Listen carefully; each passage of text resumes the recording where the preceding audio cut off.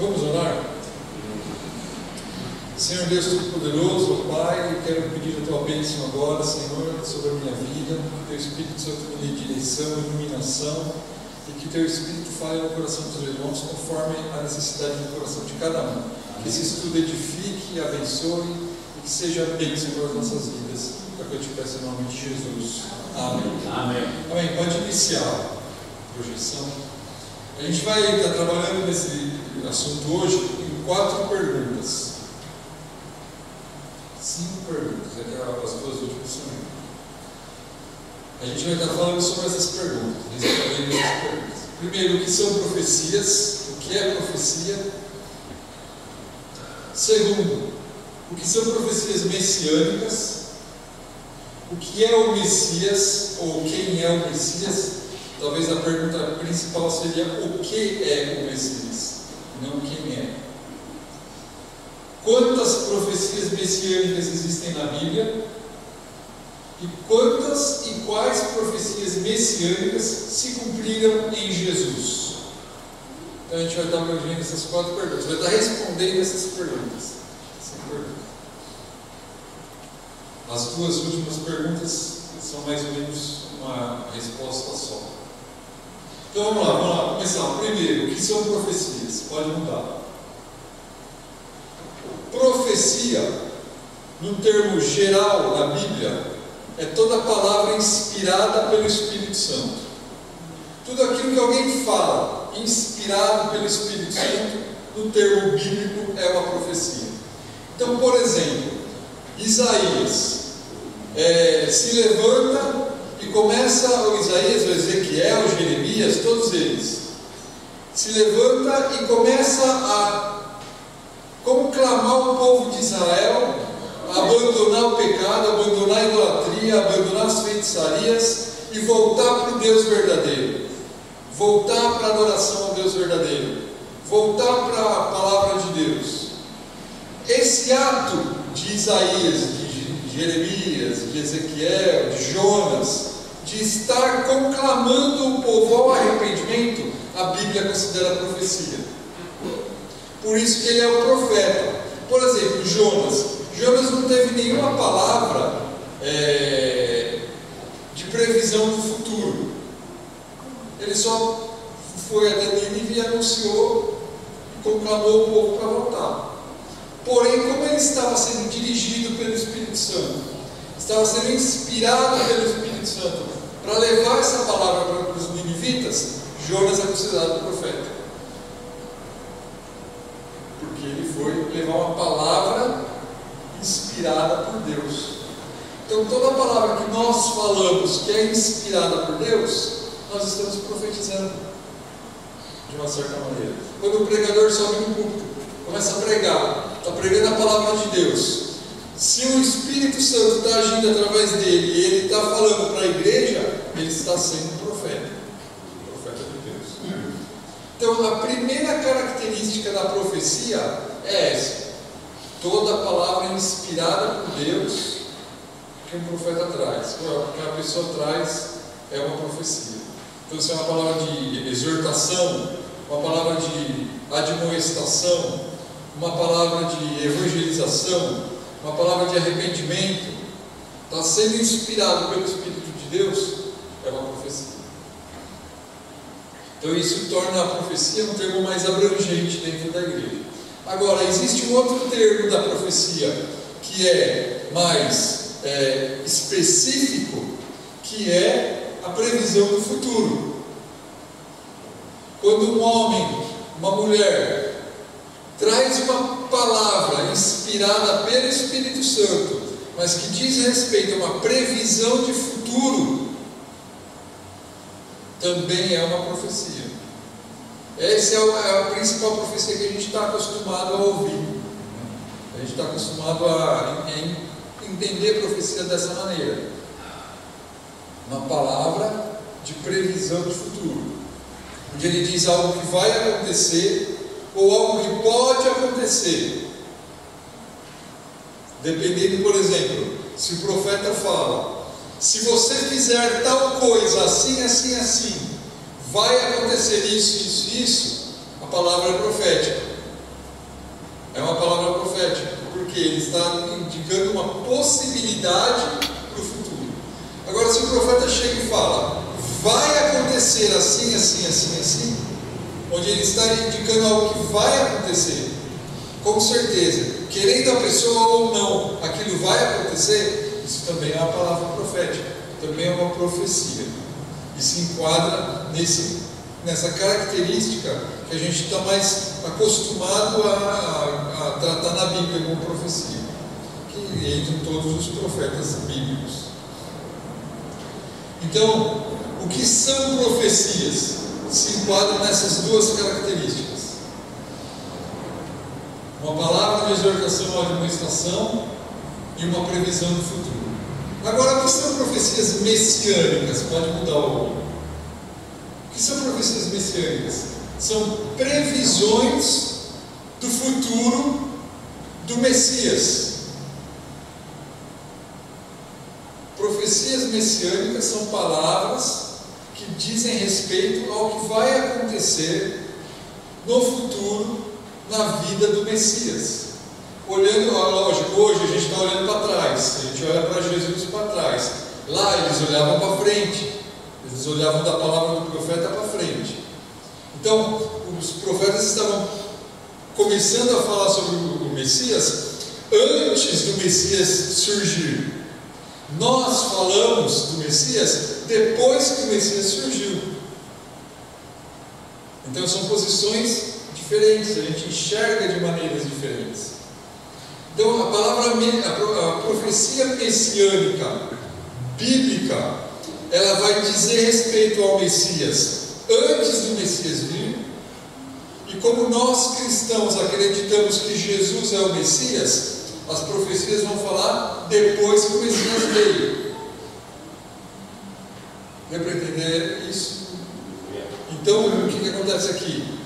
Profecias messiânicas são profecias que vão constar no Antigo Testamento, que vão dizer a respeito de um Messias que viria, não de um Messias que já tinha vindo, um Messias que viria. E a gente vai ver uma série de profecias messiânicas aqui. Então vamos ver agora o que é o Messias. Pode mudar. O Messias. Por que estou dizendo o que é o Messias? Porque, lógico, se caracteriza de uma pessoa. Mas se a gente falar quem é o Messias, a gente já vai tendenciosamente ir para Jesus. Eu estou querendo enxergar sobre o Messias do ponto de vista antes de Jesus vir. Não agora que eu já conheço Jesus como Messias, mas antes, quando o Messias era desconhecido. Ninguém sabia quem era o Messias. Então, o que é o Messias? O que significa a palavra Messias? Messias, a palavra Messias é a transliteração do hebraico Mashiach. Está escrito ali, cantinho. Mashiach, lendo daqui para cá. Mashiach.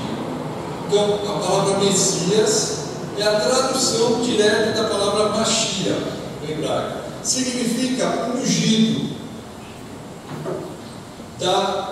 daquela unção com óleo que os sacerdotes realizavam no Antigo Testamento, onde o sacerdote pegava o azeite, derramava sobre a cabeça de uma pessoa, ele estava ungindo essa pessoa. A partir desse momento, essa pessoa era chamada de ungido.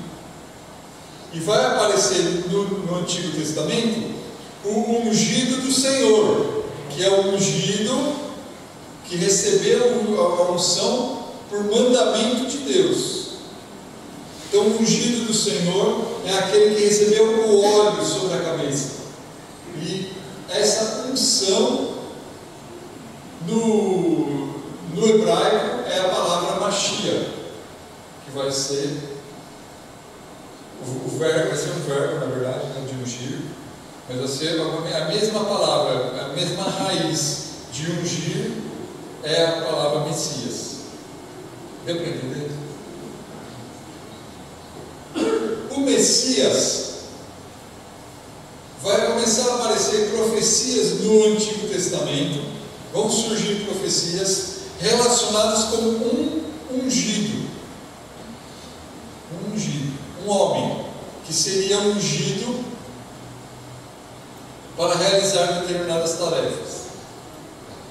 Esse homem ele será salvador ou libertador, e ele vai possuir 3 ofícios. Ele vai concentrar nele 3 funções: de rei, de sacerdote e de profeta. Esse homem que vai ser o ungido do Senhor. Então, o Antigo Testamento começa a apontar profecias falando dessa pessoa, desse homem. Vão surgir uma quantidade grande de profecias no Antigo Testamento falando sobre esse homem, sobre esse ungido. E a gente vai ver algumas delas hoje. Pode mudar, por favor. O Messias bíblico, ele vai realizar algumas tarefas. Ele vai ser rei, sacerdote e profeta. E ele vai realizar algumas tarefas. As tarefas que ele vai realizar, as principais. Ele vai unificar as tribos de Israel. Ele vai reunir todas as tribos de Israel, as 12 tribos de Israel. É uma profecia que ele vai fazer isso. Ele vai reunir todos os judeus no Eretz Israel, a terra de Israel. Ele vai aglomerar todos os judeus de volta na terra de Israel. É a esperança dos judeus voltar para a sua terra, voltar para Israel. Ele vai reconstruir o templo em Jerusalém. Ele vai iniciar uma nova era messiânica de paz universal e global. É a tão esperada era da paz, tempo da paz, global, mundial. É a profecia sobre o Messias. E ele vai anunciar o mundo vindouro, vai preparar o povo para o mundo vindouro, por vir. Então essas são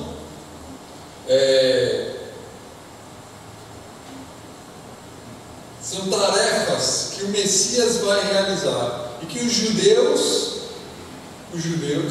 estão esperando até hoje por esse Messias. Isso aqui dá para a gente começar a entender sobre, a gente vai começar a pensar, lá na frente no anticristo. A gente ouve falar sobre o anticristo. Algumas coisinhas que a gente conhece de escatologia, que o anticristo vai trazer paz mundial, os judeus vão se sujeitar ao anticristo. Está aí, é o Messias. Por isso que eles estão esperando o Messias. Os judeus estão esperando o Messias até hoje. O Messias para eles não veio. Na interpretação deles das Escrituras, o Messias ainda não veio. Por isso que eles vão cair nessa armadilha, que a gente vai ver mais para frente lá na grande tribulação, no estudo sobre a grande tribulação. Então, essas são tarefas que o Messias vai realizar. Pode mudar. Agora, quantas profecias messiânicas existem na Bíblia? E quantas delas se cumpriram em Jesus? Essa é uma pergunta bem difícil de responder. Por quê? Depende da interpretação que você faz das Escrituras para poder saber se o Messias já veio ou não veio, se Jesus é o Messias. Tudo depende de interpretação. Quantas profecias messiânicas existem? Depende de como você lê a Bíblia, de como você interpreta as Escrituras, é que vai determinar quantas profecias existem. Vou citar aqui daqui a pouco cerca de 50 profecias messiânicas. 50. A gente vai ler todas, tá bom? Pode ser? 50 profecias messiânicas. Tem um livro que eu vi enquanto eu estava pesquisando, que ele já cita 330 profecias messiânicas na Bíblia. Então depende da maneira como se interpreta o versículo. se aquele versículo realmente é uma profecia messiânica ou não. Os judeus interpretam de uma maneira. Nós cristãos interpretamos de outra maneira. Por quê? Porque nós entendemos que Jesus é o Messias. Baseado no quê? Baseado no cumprimento de profecias na vida de Jesus. Só que nós somos tendenciosos. Por quê? Porque eu pego o fato da vida de Jesus, e na verdade isso foi o que aconteceu na Bíblia. Os apóstolos, os escritores do Novo Testamento, eles pegavam o fato da vida de Jesus e enxergavam um versículo do Antigo Testamento que se encaixava naquele fato da vida de Jesus. Pronto, é uma profecia messiânica, porque está se cumprindo na vida de Jesus. Então, quantas profecias messiânicas, quais são, se cumpriram na vida de Jesus? Depende de como você interpreta a Escritura. Depende de como você interpreta. Eu quero dar alguns exemplos de profecias messiânicas que se cumpriram na vida de Jesus, e de profecias ou de textos bíblicos que não eram profecias, mas os apóstolos enxergaram como sendo cumprimento na vida de Jesus, para confirmar que Jesus é o Messias. Então a gente vai ver alguns versículos agora. Primeiro, vamos ler na nossa Bíblia. Vamos apenas ler. Vamos pegar o primeiro lá, Miqueias, capítulo 5, versículo 2.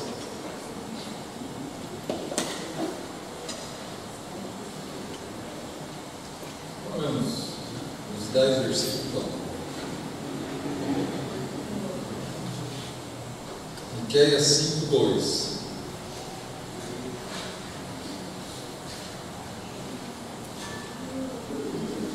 Miqueias 5, do 2 até o 4. E tu, Belém Efrata, posto que, pequena entre milhares de Judá, de ti me sairá o que será o Senhor em Israel, e cujas saídas são desde os tempos antigos, desde os dias da eternidade. Então, olha, é uma profecia messiânica. De Belém Efrata sairá aquele que será Senhor em Israel, e cujas saídas são desde os tempos antigos, ou seja, ele é desde a eternidade. Então é uma profecia messiânica. Está falando do Messias, aquele que vai ser Senhor sobre Israel, é o Rei. É uma profecia messiânica. Vamos continuar lendo aqui até o 4. Portanto, os entregará até o tempo em que a que está de parto tiver dado à luz.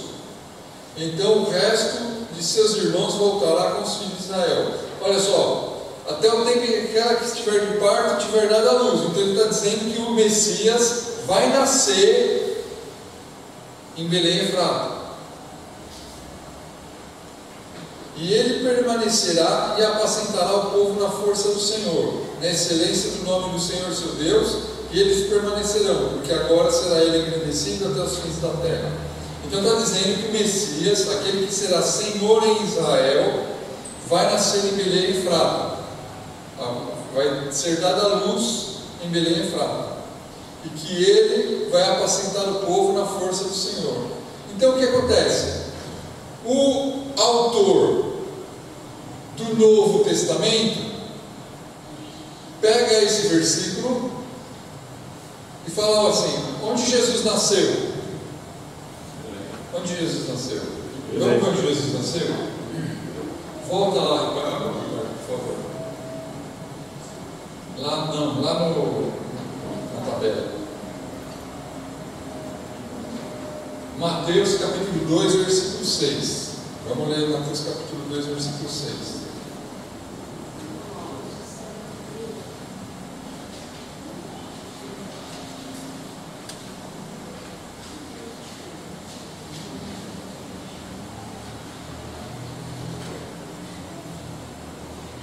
Versículo 1, Mateus capítulo 2, versículo 1. E tendo nascido Jesus em Belém da Judéia, no tempo de Herodes, eis que os magos vieram do Oriente a Jerusalém. E aí ele pula para o versículo 5 e 6.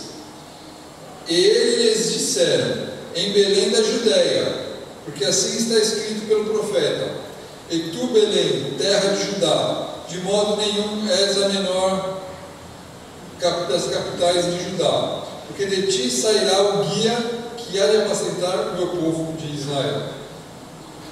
O versículo que a gente leu lá em Miqueias é um pouquinho diferente a redação, porque a Bíblia que eles usavam no Antigo Testamento era em hebraico. No Novo Testamento eles usavam a Septuaginta, que era em grego. Então tem um pouquinho de variação na redação dos versículos. Por isso que lá ele falava que ele será Senhor sobre Israel, e aqui fala sobre o guia que apacentará o meu povo de Israel.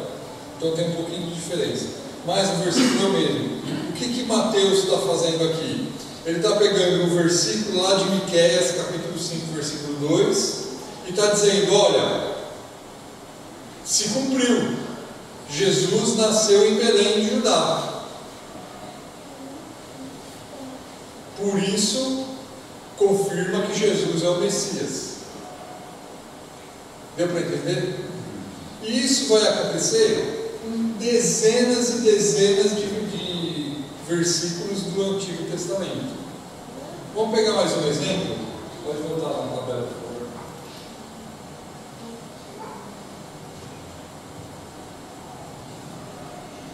Vamos pegar o segundo, Isaías 7,14.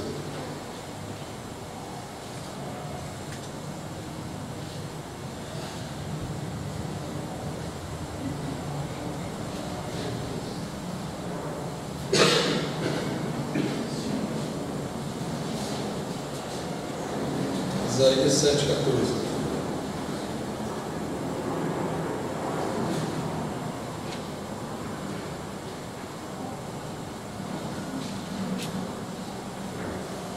Portanto, o mesmo Senhor vos dará um sinal: eis que uma virgem conceberá e dará à luz um filho, e será o seu nome Emanuel. Eis que uma virgem conceberá e dará à luz um filho, e será o seu nome Emanuel. Volta lá na tabela.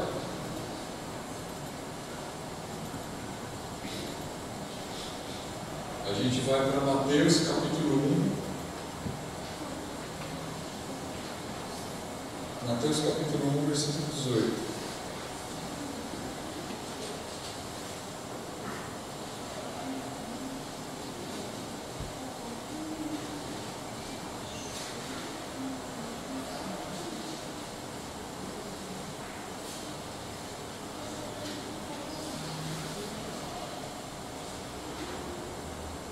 E aí a gente conhece o texto, né? Ora, o nascimento de Jesus Cristo foi assim: estando Maria, sua mãe, desposada com José, antes de se ajuntarem, achou-se ter concebido do Espírito Santo.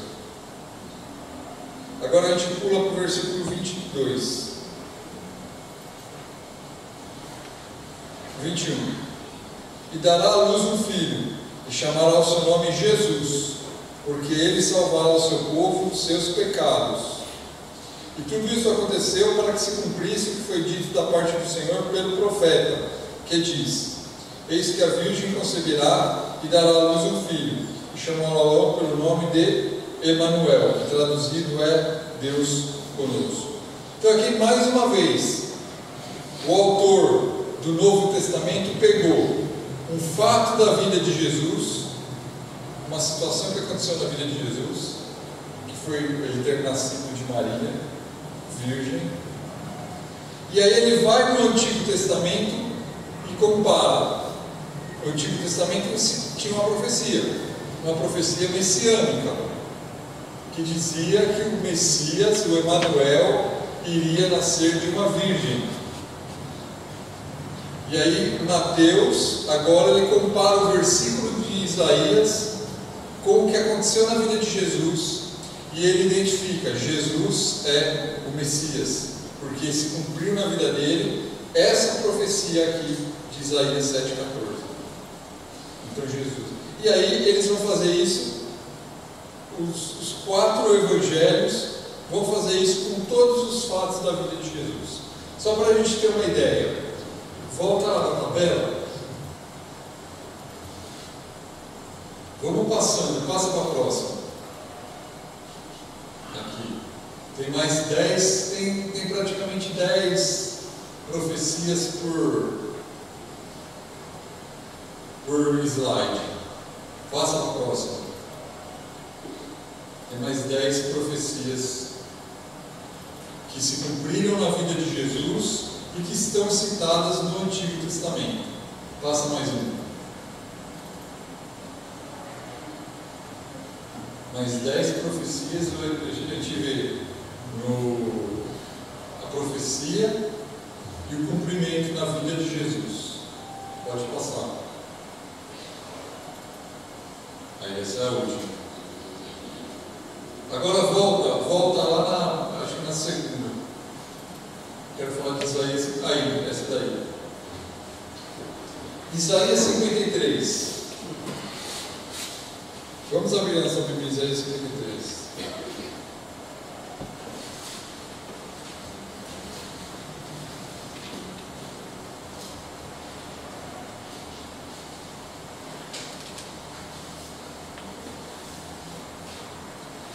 Os judeus não aceitam esse capítulo 53 de Isaías como profecia messiânica.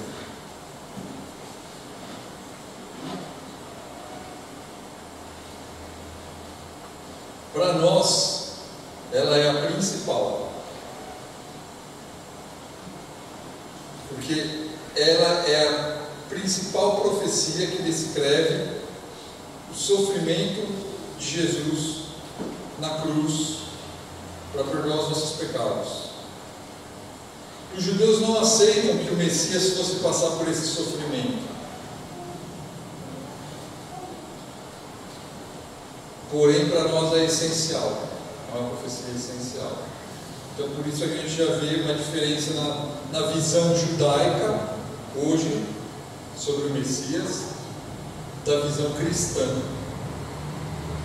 Então, para nós, todas essas quase 50 profecias que passou aqui, todas elas para nós são aceitáveis, como cumprimento na vida de Jesus. Para os judeus, eles não aceitam esse capítulo 53. Esse capítulo é bem conhecido, não precisa ler não, né? Ele é bem conhecido. Mas ele narra, para nós, na nossa Bíblia evangélica, vem até escrito, olha, na minha Bíblia está escrito assim, tem um título: A aparição, as dores e a glória do Messias. Na minha Bíblia tem esse título. Esse título não existe na Bíblia, no original, não existe. Foi colocado por quem montou essa Bíblia, quem organizou ela. Mas ela não existe no original. Mas para nós é uma das profecias messiânicas mais importantes, porque a gente mais enxerga Jesus como Messias por causa dessa profecia. No Novo Testamento, essa profecia vai ser uma das vai ser mais citadas no Novo Testamento. Esse trecho de Isaías 53. Agora, nós vimos profecias messiânicas que se cumpriram na vida de Jesus. Mas será que existem profecias que não se cumpriram? Será que existem profecias do Antigo Testamento para o Messias, profecias messiânicas, que não se cumpriram na vida de Jesus? Existem. Vamos citá-las, vamos lá. São profecias para um tempo que ainda não chegou. São profecias messiânicas sobre o Messias, sobre a vida do Messias, sobre o ministério do Messias, mas que ainda não chegou. Não chegou o tempo de se cumprir ainda. São as profecias que nós estamos esperando. As profecias que nós dizemos que são profecias para o fim do mundo, para o fim dos tempos. Que são aquelas que a gente vai estudar nas próximas quintas-feiras. A gente vai estudar essas profecias. Uma das que eu mais gosto é o Salmo 2. Salmo capítulo 2. É uma das profecias messiânicas que eu mais gosto e que ainda não se cumpriu.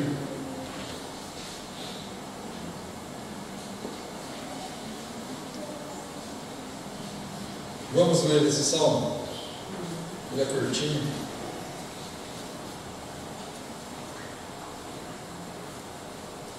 Por que se amotinam as gentes e os povos imaginam coisas vãs? Os reis da terra se levantam e os príncipes juntos se mancomunam contra o Senhor e contra o seu Messias. Na nossa Bíblia está escrito seu ungido, né?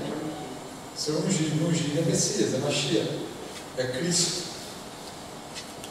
Em grego é Cristo. Então, juntos se levantam contra o seu Cristo, contra o seu Messias, dizendo: rompamos as suas ataduras e sacudamos de nós as suas cordas.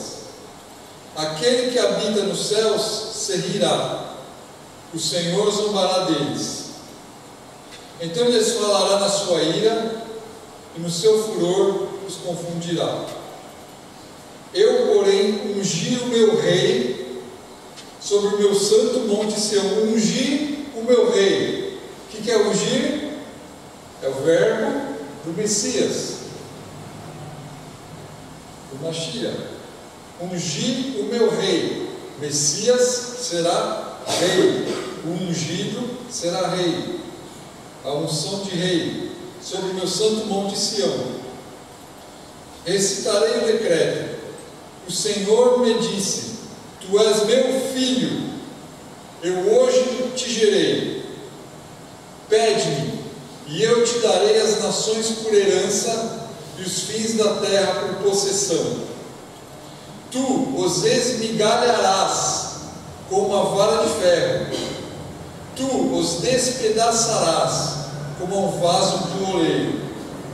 Agora, pois, ó reis, sede prudentes, deixai-vos instruir, juízes da terra. Servi ao Senhor com temor e alegrai-vos com tremor. Beijai o filho, para que não se ire e pereçais no caminho, quando em breve se inflamar a sua ira. Bem-aventurados todos aqueles que nele confiam. Então está falando da vinda do rei ungido de Deus, com poder, com autoridade, para destruir os ímpios e estabelecer o reino de Deus na terra. Essa profecia messiânica ainda não se cumpriu. Nós ainda estamos aguardando. Nós cremos que essa profecia vai se cumprir. Então são dois exemplos aí. Tem mais? Volta lá no tabela.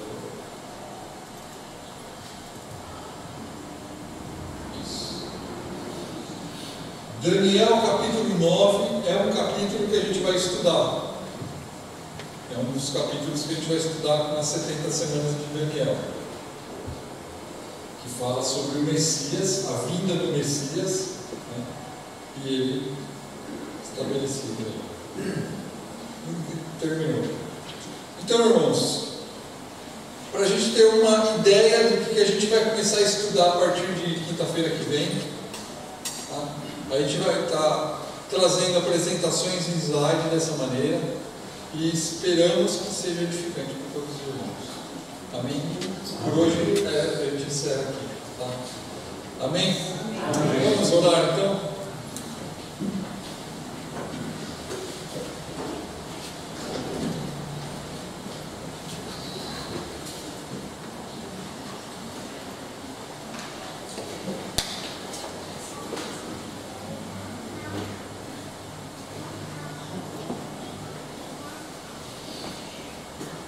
Amém. Meu Pai, em nome de Jesus, nós pedimos que o Senhor nos edifique com essa mensagem, com esse estudo, que nós possamos ter o nosso entendimento aberto para as coisas que vamos estudar aqui nas próximas quintas-feiras, e que o Senhor nos edifique e nos ensine para a honra e glória do seu nome. Eu te peço em nome de Jesus.